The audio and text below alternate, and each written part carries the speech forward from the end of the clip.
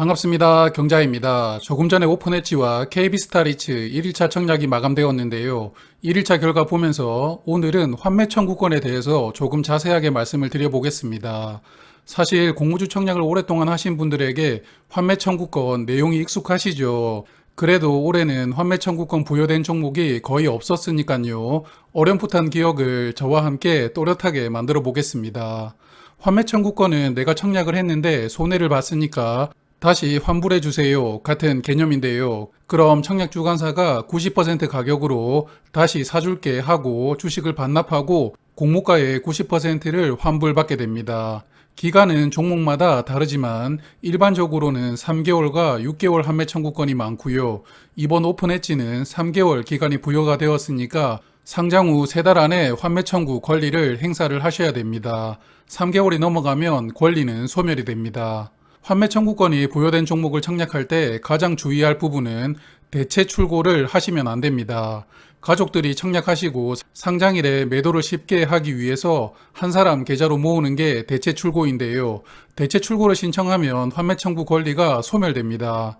그러므로 환매 청구권이 부여된 종목은 가족 간의 주식을 모으면 절대 안 된다고 다시 한 번 더 강조를 드립니다.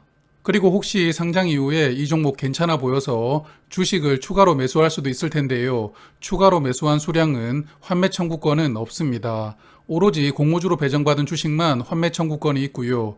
반대로 5주를 받았는데 2주를 팔았어요. 그럼 3주가 남았죠. 이 경우에는 환매 청구권은 남은 3주만 행사할 수가 있습니다. 마지막으로 코스닥 시장이 급락을 하면 내가 환매를 보장받는 90%보다 더 환급액이 적어질 수가 있는데요. 오픈엣지가 상장하는 날 코스닥 지수보다 내가 환매를 청구하는 날 코스닥 지수가 10% 넘게 빠졌다면 그때 환매를 청구하면 나는 90%가 아닌 90%보다 약간 더 적어진 환급액을 받게 됩니다. 예를 들어 코스닥 지수가 20% 빠졌다고 보면 오픈엣지는 9,000원이 아닌 8,100원만 돌려받게 됩니다. 그래서 90% 가격이 꼭 보장된 것은 아니지만요. 사실 코스닥 지수가 단기간에 10%씩 빠지는 게 흔한 일은 아니죠. 그리고 지금 코스닥 지수는 꽤 하락한 상황이기도 합니다. 그래서 상장 이후 오픈엣지 주가가 너무 많이 빠져서 2주 정도 지켜보다가 그냥 환매를 청구하더라도 웬만하면 90% 가격으로는 돌려받는다고 저는 생각합니다. 작년 이후로 환매 청구권이 부여된 종목이 총 10종목 있었습니다. 제가 데이터 관리를 하고 있기는 한데 혹시 누락된 종목이 있을 수 있기도 한데요. 여하튼 환매 청구권이 부여된 종목 중에서 상장일에 손실을 준 종목이 2종목이었습니다. 마스크 만들던 기업 기억나시죠? 시엔투스 성진하고 5월에 상장했던 진 시스템이었는데요.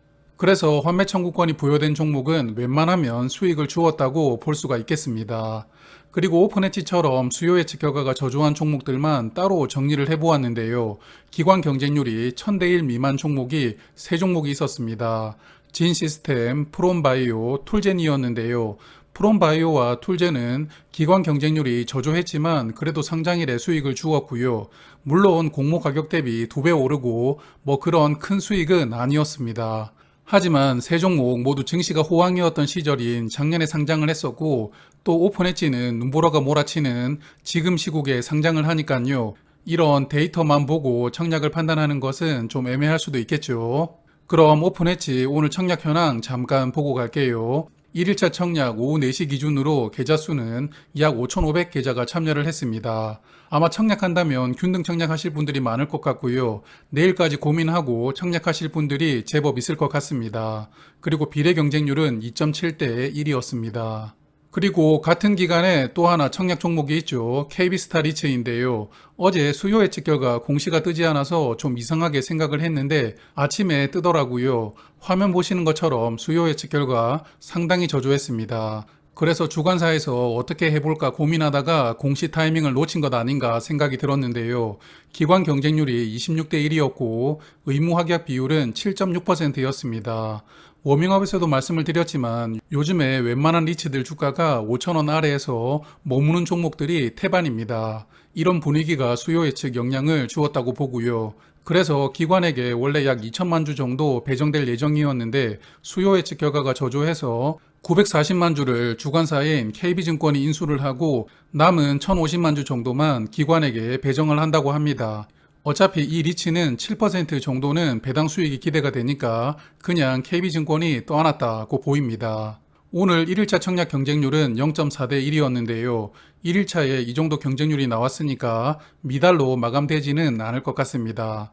그리고 리츠는 비례 배정만 하니까요. 청약하실 분들은 참고해 주세요. 그럼 오늘은 여기에서 인사드리겠습니다. 청약하시는 분들은 잘 마무리하시고요. 내일은 다음 주 청약하는 RP바이오를 워밍업으로 알아보겠습니다. 이 종목은 길게 말씀드릴 내용이 없더라고요. 그래서 내용이 아주 간단합니다. 그럼 내일 뵙겠습니다.